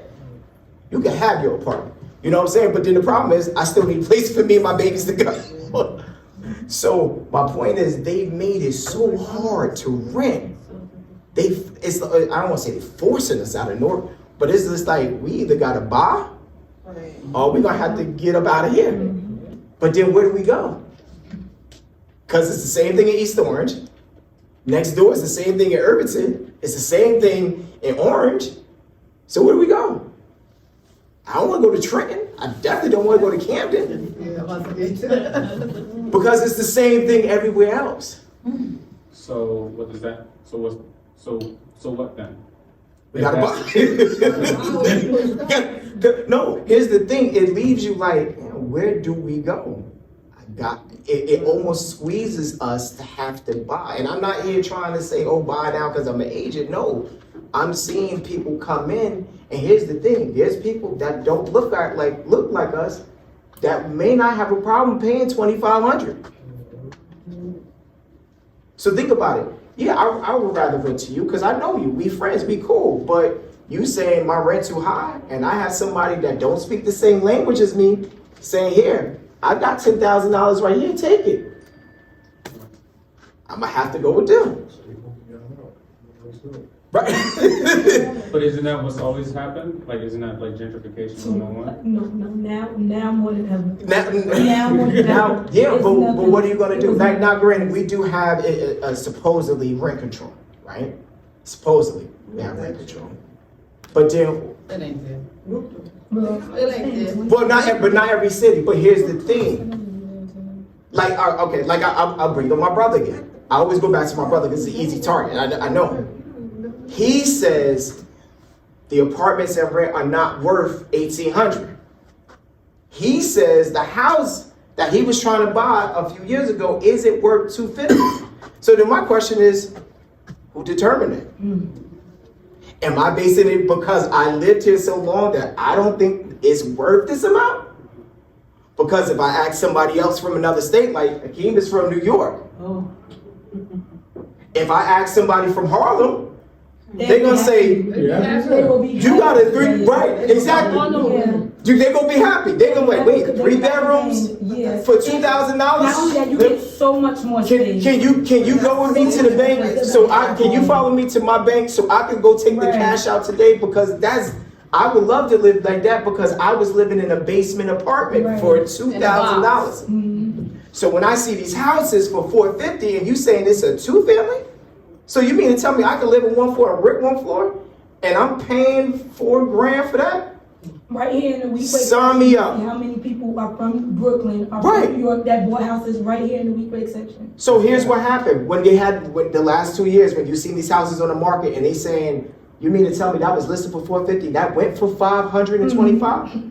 Somebody, not all of them, so I don't want to blame it on New York, but somebody from New York possibly said, here, I'll buy for $450 and here's another $50,000. I don't care what the condition is. We saying, I'll do for $450, but I ain't going over $475. I personally, my family has had a daycare center in this area since 1996. The amount of New York clients that we have now, it didn't start. It started before the pandemic happened. The ladies bought the houses down the street. We looking like the house down the street. Like, that house look like crap. They don't care. This great. They're right here next to the park. They love it. I'm from Queens. We're not talking bad about you. I want you to think that. It's also going to get a lot worse from New York. But I said it's going to get worse from the people from New York. And that's a bad thing. And also New York rents, especially at the beginning of this year, have gone up so much because New York has an incentive as part of their affordable housing incentive is that they have to house everyone. So they have a lot of people who go to the shelters in New York, they get these housing vouchers, they get this rental assistance, and the rental assistance in New York for a 1-bedroom with city FEPS is now $2,200. It's $2,400 for a 2-bedroom and almost $3,000 for a 3. So some of these landlords, they'll take it, but a lot of these landlords have been burned from the city in the past. And what do? They just price them out like they've been doing. So instead of me saying no and getting sued for discrimination, I'm just gonna price you out. No, my apartment is not 22, it's $2,250. No, my apartment is not 3,000, it's 3,400. And now because you no longer qualify, you can't tell me that I'm discriminating against you because you just don't have the money. And then the program prevents me from taking additional rent from you. It's in the paperwork. So even if you say, oh, I can pay the difference, I can't take the difference. Right. So what does happen? A lot of people from New York that have the same mindset as people everywhere else, I'm not gonna pay you $2,500 for no 1 bedroom. Why would I do that?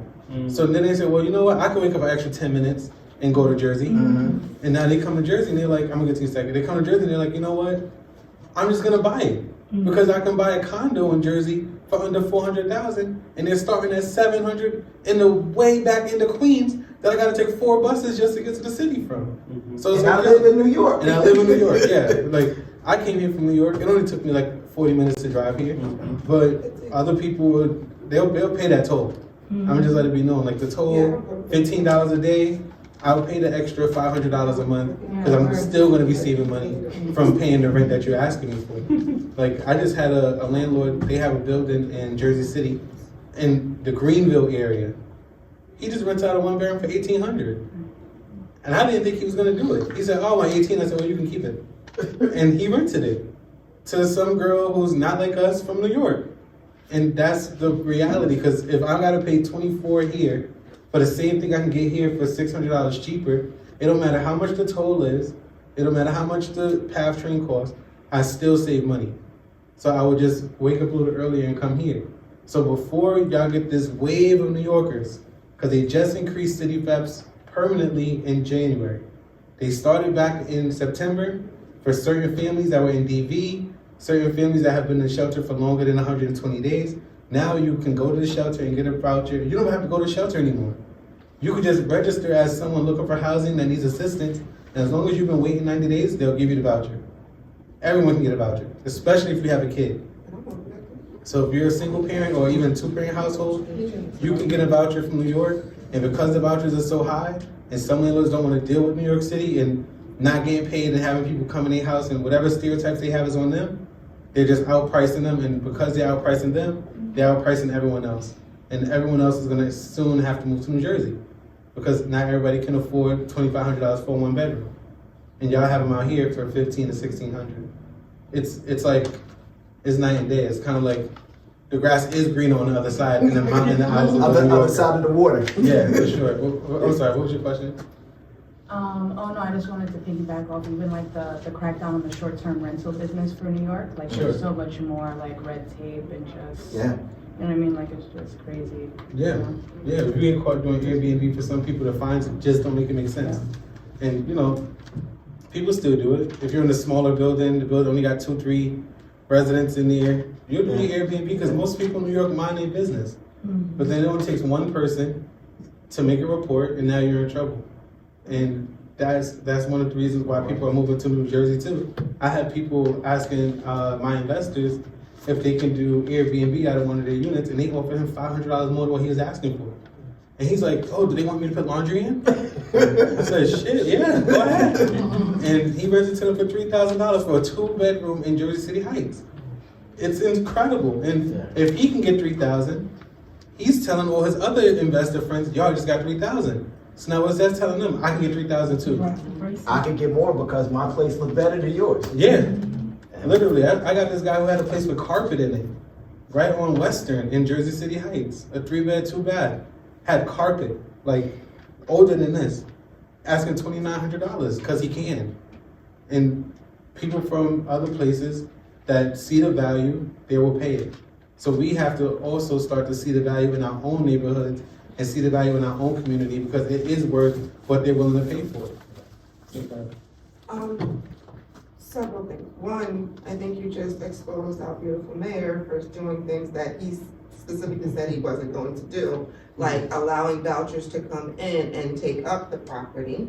He wrote a nice little article about how this was destroying Newark and how this wasn't going to happen. Right. The other thing is the other thing is the gentrification acknowledgement, which gentrification is here to stay. We understand that, but a concept that I'm a little confused on is purchasing the property to do the same thing that the outsiders are doing versus being able to reverse that? Because the title was Black Wall Street, right? So we want to be better than the people that are coming in and destroying our economic value. Right. And is that even possible? I guess that's my question. Is that even possible? Because, you know, you still have our beautiful mayor saying that this is possible, that we can own and make sure that we are responsible for the prices, but you still see the prices going up to a point where the working class in Newark can't afford to live here. Right. We don't qualify to live in shelter. It's one of the reasons why my idea came to fruition, is because it just seems like It's because, yes. the working class is exempt from being assisted. We always so we get need to start kinda to learn how to assist ourselves. Right. So I'll just take part of it. So I get what you're saying. Now and I'm not taking up for the mayor, but let's just think, if the population in Newark is over 300,000. Let's say there's over 100,000 properties.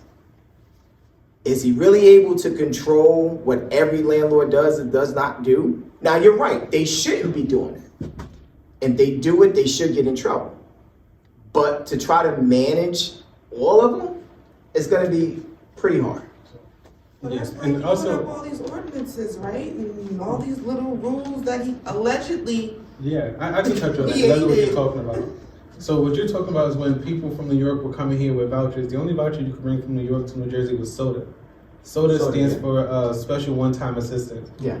Well, before I became a lender, I was a realtor. I was one of those realtors in Newark, bringing people from New York literally by the busload. They were coming vans, and the van would have like 6 families in it, and I would have 8 apartments to show them. Everyone gets an apartment. That was it. That's the plan. We're going to take 4 hours. We're going to go apartment to apartment to apartment to apartment to apartment. Yeah, apartment to You want this one? You want this one? You want this one? And we had a great year. I had an amazing year that year. Right? So they were doing that. But the problem was, after the 1 year, these people weren't paying their rent. Because some of them didn't work. Right. So now, or they were giving us fake documents, but we didn't care because Newark had such a fast turnaround in housing tenant court that, oh, you don't want to pay me? No problem. I'll have you out in 30 days. So if we didn't care, yo, come on over, So we had a great year. Now, the mayor did stop the program. You can no longer do it in Newark. Other cities in New Jersey also tried to put a stop, like Jersey City, East Orange, Irvington, they all tried to put a stop to the program. Newark is the only one that stuck with it and basically said no out the gate. So New York no longer puts those SODA tenants in Newark. Now, what you're asking is, can you reverse the market? No. The market is not determined by the mayor. The market is not determined by the governor. The market is determined by the people who are here and the people who are willing to pay what you're asking them to pay. You cannot, it's against fair housing to tell someone because of their race, color, ethnicity, origin, that they can't buy here. You can't do that.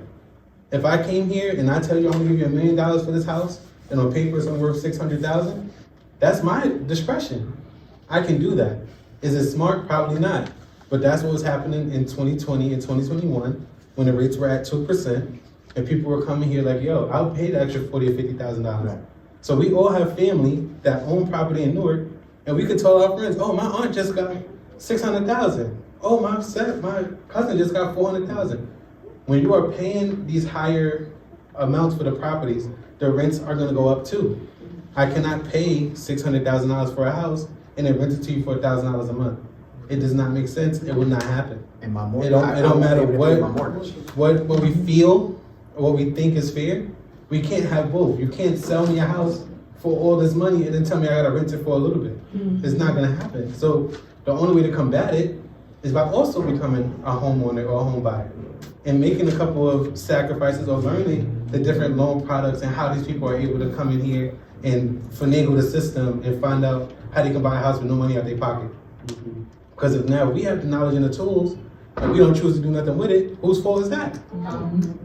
So we got to take some kind of accountability and say, all right, I know FHA is 3.5% down. Right. I also know there are down payment assistance that will give me the whole 3.5% down. I also know that I can get the seller to pay my closing costs.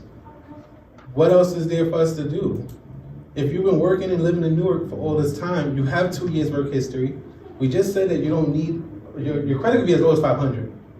But if your credit's above 580, you can do it with 3.5% and get the down payment assistance. You can also get seller's concession. So now your income is not an issue. Your credit is no longer an issue. The money is no longer an issue. The only issue is our mindset to say it's not worth it. So as long as you keep saying it's not worth it, people are going to keep buying it and keep pricing us out. It happened to me in Brooklyn. I was doing a deal. Actually, it was my mother's building. Let me tell you how greed works. I was doing a deal. My mother lives in a 6-family house. She doesn't own it. She rents it. We've been there her whole life. She's been there basically. I told to the landlord, I said, hey, I see that you're making some repairs. You think about selling? Oh, no, I'm not thinking about selling. I said, bro, I'm not stupid. Come on. He said, all right, I'll sell it for the right price. Now, there's a thing that you can do called wholesaling. Wholesaling is selling a contract. I mean, I got it under contract, and I can sell this contract to someone else. My thing was, this is my mom. I love my mom. I also love to make money. So it's kind of like, which one do I go, right? So I went to him, I said, listen, I can give you $1 million for the building. Actually, I'll give you $999 so you avoid mansion tax. He said, okay, yeah, we can do that. I said, all right, it's gonna take us 6 months to close because I need the building vacant. The vacant property is gold. No one wants a tenant that are only paying rent from 30 years ago, right? So I went to the tenants in the building. I thought I was gonna get cursed out. I thought I was gonna get a door slammed in my face. I went to the tenants, I said, listen, they're gonna sell the building. We might as well control who owns the building and what happens.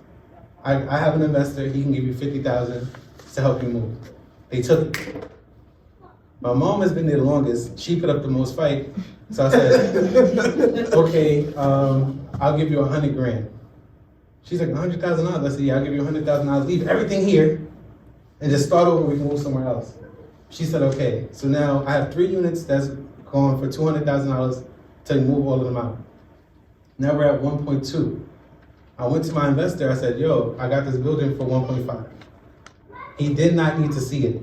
He said, let's do the deal. So we went to do the deal. The landlord, being greedy, went and basically cut me out the deal and went straight to the investor and sold the building for 1.6. What are we gonna do? We can either get a piece or we get burned.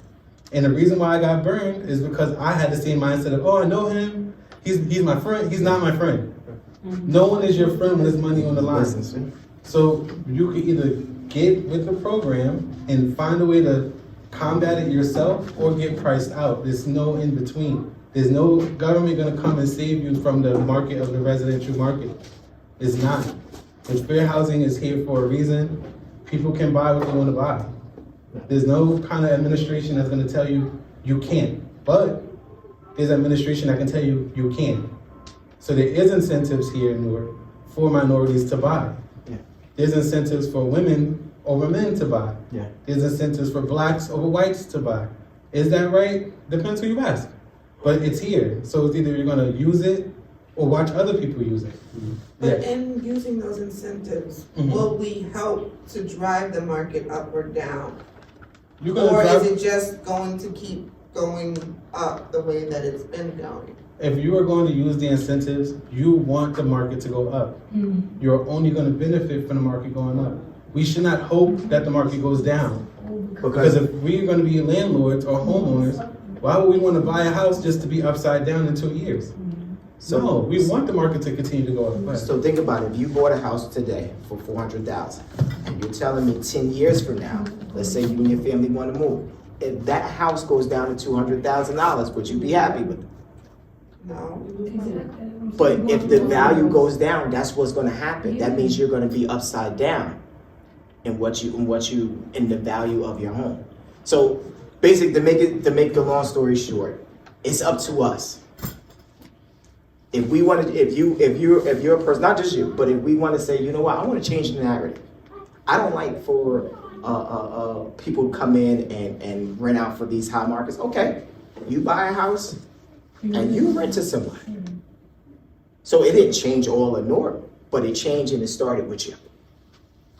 And I get that part, but realistically, when you're looking at the constituents that you're dealing with, and not the buyers, but we're buying to cater to the constituents in the area, which will no longer be us, because we are priced out of the area regardless of who bought it.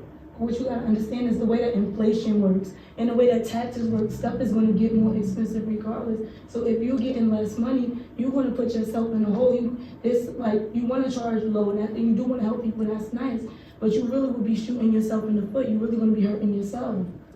But I also understand that the way that inflation works, that the reason that it went up so quickly is because people started like snowballing at the market, buying up things and then selling them at an inflated price, which then made the change. But inflation will happen. It happen right, but it won't happen as quickly. Slower Okay. over time, but it's going to happen. Let's take rent. Mhm. It don't matter what we do. I'm gonna make a prediction. Rent going up next year. Right. It doesn't matter. The house market can go up and down. Buying cars can go up and down. Rent is always gonna be up, right? Why would we just accept that? Nothing we could do about it, right? But if you buy a house, and I'm not preaching buy a house, but buying a house, you at least have some type of control if you want to rent to whatever amount or whoever it is. But us being renters, we're always going to be at the whim of the landlord. And you will not have any buying power. You won't have any equity. Right. That's important. What makes you feel confident that rent prices are going to continue to go up? Because that's what they do. Because rent in our neighborhood, in our economy right now, think of it as a pond, right? Mm-hmm. New York City is the center of the pond. It's a ripple effect. If I drop a rock here, everything expands. So the more money goes up in the middle of Manhattan, those people get priced out too, just like us. They move to other areas, Harlem, the Bronx, Queens, Brooklyn. But when they can't afford Harlem, the Bronx, Queens, and Brooklyn, everyone just keeps moving further west. Mm-hmm. It's something that we can't control. Now, the more developments come, and we had slides on that, I should have put it up here, but the more developments come, the more the rent market increases. If a new building is coming here and they're charging $4,000, Right. it just lets other landlords know, well, I may not be able to get 4, but I think I can get 3. But not only that, like if you look at your lease, like I live downtown, right? And every year your rent increases between 2 to 6%. Mm-hmm. So like you're subject to, you might be to the point where maybe you might get a landlord that gives you the same, he maybe lock you in for something that usually comes with commercial real estate, right? Right. But like if you're living residential, landlords increase rent, like they can increase every year. I don't really know somebody whose rent has gone down. I wish I had a landlord that would have went down on rent. Right. I had a landlord say, you know what, my friend, we're gonna keep it the same for the next 6 months, but after that, we got to do a new lease.